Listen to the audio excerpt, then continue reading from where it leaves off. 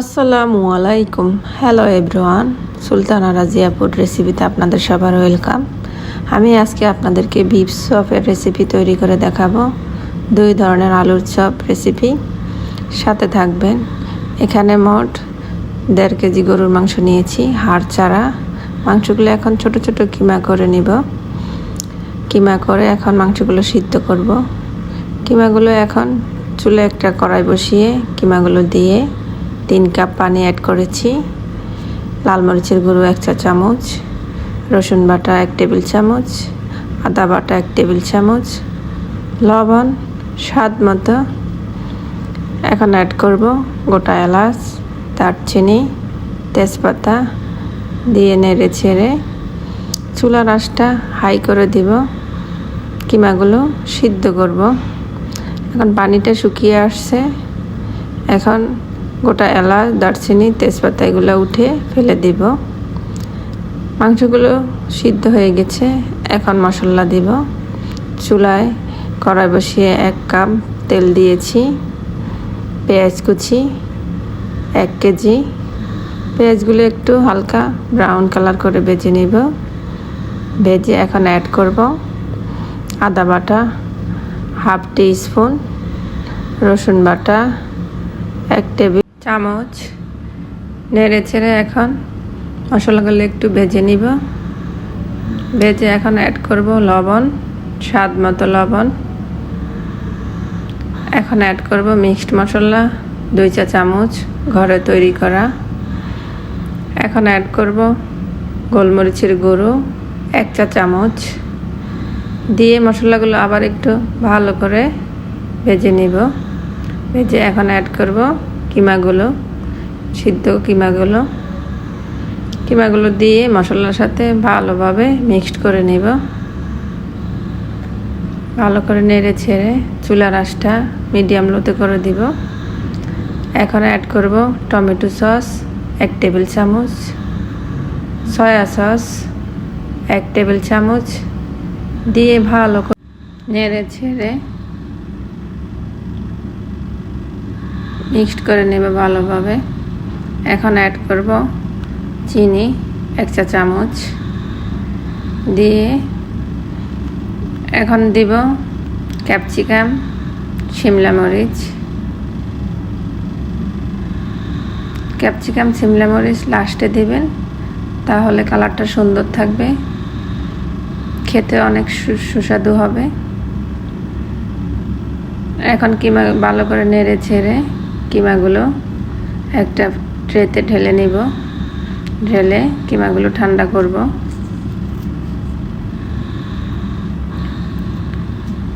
এখানে আলু নিয়েছি মোট 4 কেজি আলু। আলুগুলো এখন চামড়া ফেলে নিব।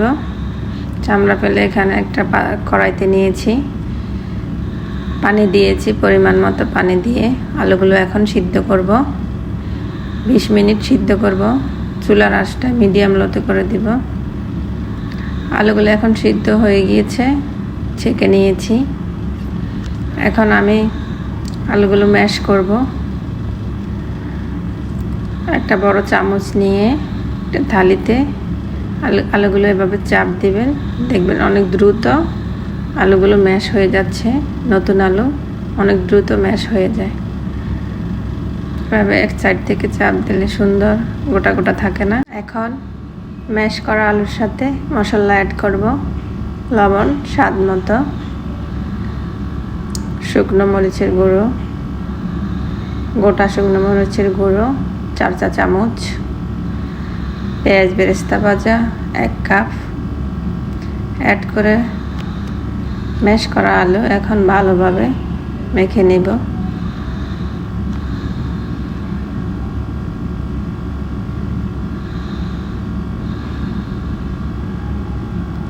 ম্যাশ করা আলুর সাথে মশলা মেখে আমি আলুকে এখন 2 ভাগ করে নিব।